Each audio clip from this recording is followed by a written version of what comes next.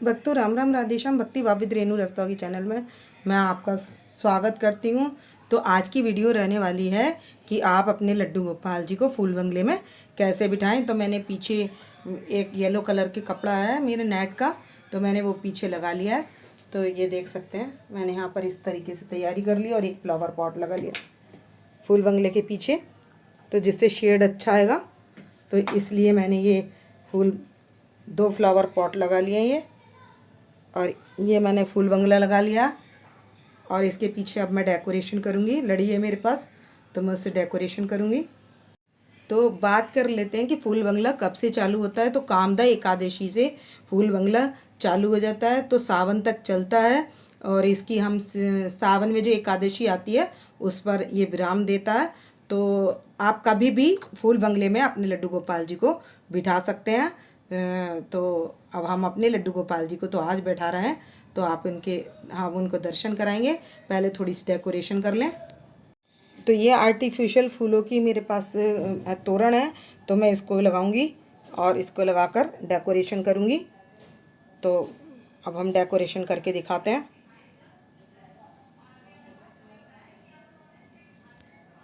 मेरे पास थी तोरण, तो मैंने इस साइड ये लगा लिया, एक साइड इधर निकाल दिया और एक साइड उधर निकाल दिया, और उससे हमने आर्टिफिशियल फूलों से ये तैयार कर लिया है लड्डू गोपाल जी का फूल बंगला। तो ये देख सकते हैं इस तरीके से तैयार हो गया। और अब हम बिठा देंगे अपने लड्डू गोपाल जी को।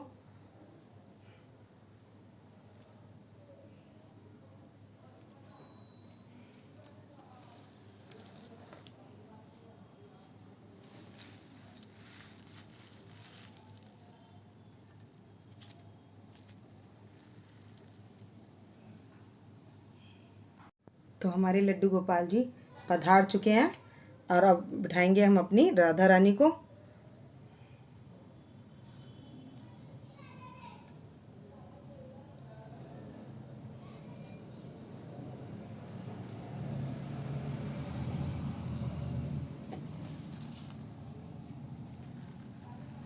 तो ये हमारी राधा रानी भी पधार जाएंगी यहाँ पर। तो मैं इनकी थोड़ी सी ड्रेस सही कर दूंगी।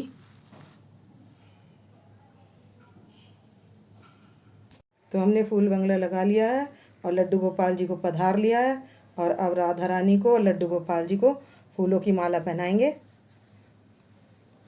अब देखते हैं कैसे सेटिंग बैठती है।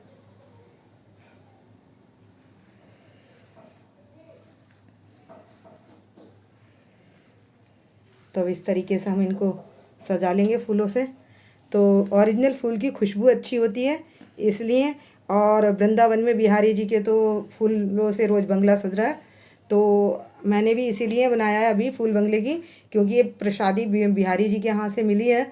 तो मैंने सोचा क्यों ना इनको, हमारी राधा रानी तो गई थी पर लड्डू गोपाल जी नहीं गए थे, तो हम बिहारी जी को वहाँ की प्रसादी माला से इनके डेकोरेशन कर दें। तो मैं थोड़ी सी डेकोरेशन कर दूंगी। और मैंने गुलाब जल छिड़क लिया है, और आप जो गर्मियों के इत्र होते हैं वो भी आप इनके साथ वहाँ यूज़ कर सकते हैं। और मैं अब गुलाब का इत्र छिड़क दूंगी इनको तैयार करने के बाद। तो फूलों की महक बहुत अच्छी रहती है और बहुत अच्छा कलर आता है, देखने में भी बहुत अच्छे लगते हैं। तो हम इनको तैयार करके दिखाएंगे।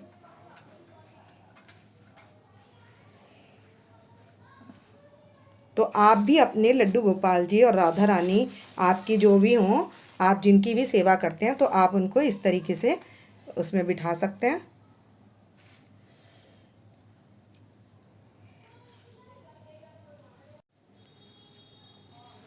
तो ये हमने फूलों की माला से बना लिया है। कांच का कटोरा रखने के लिए, बाउल रखने के लिए हमने डेकोरेशन के लिए। तो ये इस तरीके से हमने इसको बना लिया है। एक मैंने उधर बना लिया है, वो ऑरेंज कलर का बनाया और इधर येलो कलर का बनाया है मैंने।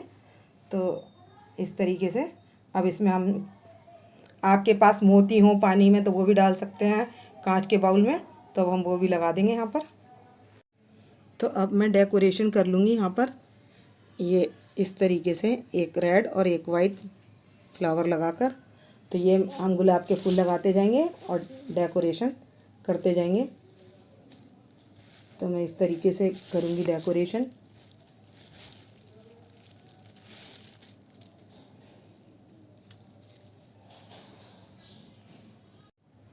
तो मैं एक रेड और एक वाइट फ्लावर लगाती जाऊंगी इस तरीके से, और एक ये निकला है फ्लावर इस तरीके से छत्र की तरीके से। तो ये मैं अपने लड्डू गोपाल जी को धारण करा दूंगी। यहाँ पर ये मैं इनको धारण करा दूंगी। तो मैंने यहाँ पर इसको धारण करा दिया है।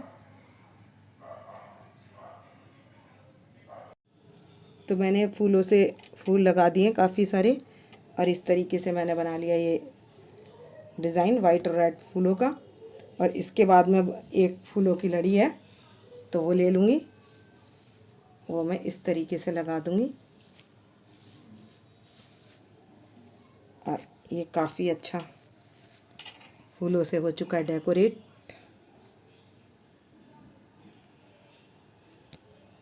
तो अब इसके बाद में कुछ फूलों से यहाँ पर भी डेकोरेशन करूँगी पास में।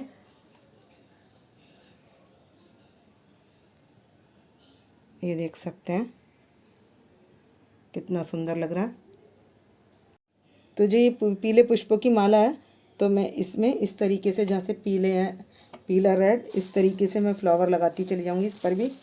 तो ये काफ़ी अच्छे लगेंगे। इस तरीके से मैं इनको सजा दूंगी। जहाँ भी वाइट हो उसके येलो रेड इस तरीके से मैं इनको सजा लूँगी। ये तो देख सकते हैं काफ़ी सुंदर लग रहा है इस तरीके से सजे हुए। तो मैं इसी तरीके से इनको सजाती चली जाऊंगी।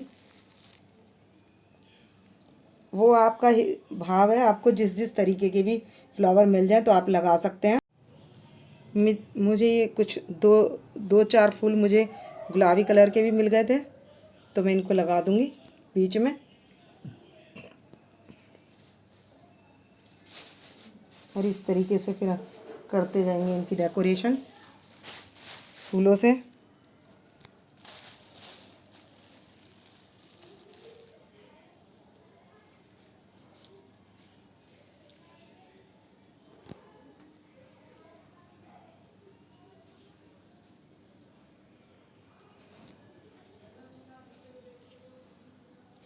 ये बड़ा फूल यहाँ पर लगा देंगे, ये काफ़ी अच्छा लगेगा यहाँ पर। तो ये मैंने कुछ इस तरीके से डेकोरेशन कर ली है।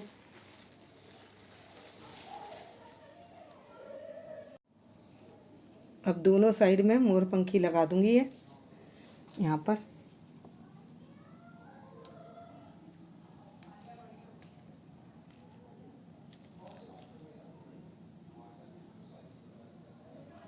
एक इधर और एक उधर।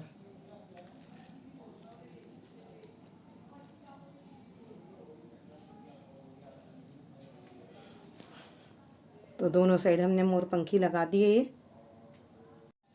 तो मैं अष्ट सखियाँ भी पधार लूँगी कि वो इनका स्वागत करने के लिए अष्ट सखियाँ पधार लेंगे।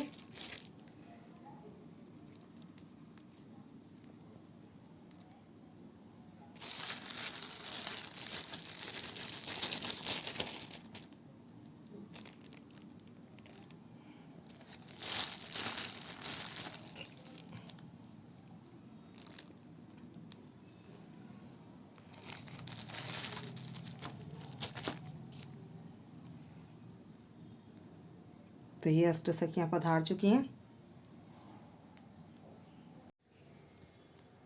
तो मैंने कुछ लाइटिंग लगा दी है, और ये प्लेट मैंने तैयार कर लिया आरती के लिए, और मैंने इधर फ्लावर पॉट लगा दिए कुछ, और ये अष्ट सखियाँ हैं जो इनका स्वागत कर रही हैं। और अब मैं गुलाब का इत्र छिड़क दूंगी। और इधर भी मैंने फ्लावर लगा दिए हैं दिए के साथ। तो कोई भी त्यौहार होता है तो 3 स्तंभ वाला दिया अच्छा होता है, और इस पर लिखा हुआ है ओम, तो ये बहुत अच्छा होता है। और अब मैं गुलाब का इत्र, अब हम दे देंगे इत्र की सेवा। और यहाँ हम बिहारी जी के भी लगा देंगे।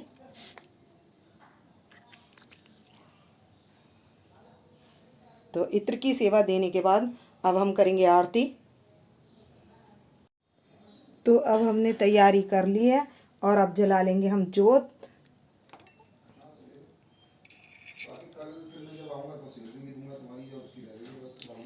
तो अब कर लेंगे आरती। बांके बिहारी तेरी आरती गाऊं, हे गिरधर तेरी आरती गाऊं। चरणों में निकली गंगा प्यारी, जिसने सारी धरती तारी। देख युगल छवि वल वल जाऊं, मैं बांके बिहारी तेरी आरती गाऊं। दासन दास की अर्जी सुन लो, चरण शरण वाली हारी जाऊं, मैं बांके बिहारी तेरी आरती गाऊं। तो हमने कर लिए बांके बिहारी की आरती। अब घंटी बजाकर लगाएंगे भोग। तो आरती हम कर चुके हैं, लगा लेंगे जल का छींटा। तो हम चारों तरफ जल का छींटा लगा लेंगे और जल का छींटा लगाकर जोत ठंडी करने के बाद सबसे पहले हम अपने लड्डू गोपाल जी को, राधा रानी को दे देंगे। तो भक्तों, बिहारी जी के यहाँ जैसा तो शायद ही कर पाएँ, लेकिन हाँ, हम भाव से सोच रहे हैं कि हम बिहारी जी जैसा हमने अपना फूल बंगला सजाया है और आपके लड्डू गोपाल जी को उसमें बिठाकर आपको करा रहे हैं दर्शन। तो आपके लड्डू गोपाल जी और राधा रानी आपको फूल बंगले में आपको कैसे लग रहे हैं इनके दर्शन, तो आप कमेंट्स करके बताइए कि आपके लड्डू गोपाल जी और राधा रानी। तो हमने यहाँ सखियों को भी बुला रखा है, तो इनके आपके दर्शन आपको इनके कैसे लगे तो कमेंट्स करके बताना। और इसके बाद हम घंटी बजाकर भोग लगा देंगे। तो भक्तों, जब हम ये सोचते हैं कि हम बिहारी जी की तरह या जो भी सबसे अच्छा सजाता है, तो हम उस तरीके से तो नहीं सजाएं, लेकिन सजा पाए हैं। लेकिन हाँ, अगर यह भाव रखें कि हमने बिहारी जी के मंदिर जैसा सजाया है, तो हमारी राधा रानी तो बिहारी मंदिर में दर्शन करके आई चुकी हैं, वो तो फूल बंगले के में होकर आ गई हैं। लेकिन हमारे लड्डू गोपाल जी नहीं गए थे, तो हमने अपने लड्डू गोपाल जी के लिए व्यवस्था की थी। तो अगर हम ऐसा भाव रखते हैं तो भगवान क्या है, भाव के भूखे हैं, तो भाव ही सब सार है, तो भगवान भाव से ग्रहण कर लेते हैं। अब अगर हमने कहा कि वहाँ पर रंगीन फूलों में इस कलर की डेकोरेशन मेरे बिहारी जी पे या हमारे लड्डू गोपाल जी पे बहुत अच्छी लगती, तो वो सेवा हमारी मानसिक हो जाती है और वो स्वीकार कर लेते हैं हमारे लड्डू गोपाल जी जो हमारे घरों में होते हैं। तो हमें अपने लड्डू गोपाल जी को, भगवान को प्रसन्न करने के लिए इस तरीके के त्यौहार अवश्य मनाने चाहिए। यदि आपको मेरी वीडियो पसंद आए तो प्लीज़ लाइक करें, सब्सक्राइब करें और शेयर करना ना भूलें। भक्तों राम राम, राधे श्याम। तो भोग लग चुका है और इसको मैं भोग लगाने के बाद ये 15 मिनट तक यहीं रखे रहने दूंगी। उसके बाद ये प्रसाद बन जाएगा, तो हम घर के सभी मेंबर्स उसको ग्रहण कर लेंगे।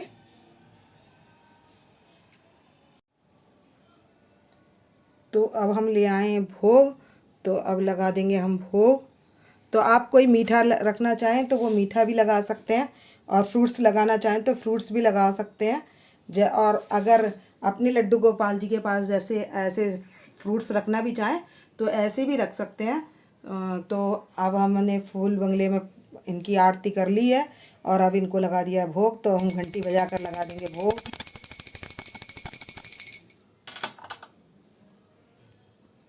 तो सभी में मैंने डाल लिया है तुलसी पत्र। तो आप अपने लड्डू गोपाल जी को जब भी इस तरीके की सेवा दें तो तुलसी पत्र अवश्य डाल लें।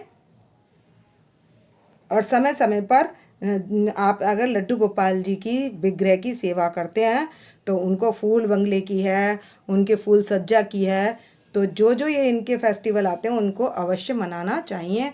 और हमारे कर लीजिए बिहारी जी के दर्शन फूल बंगले में।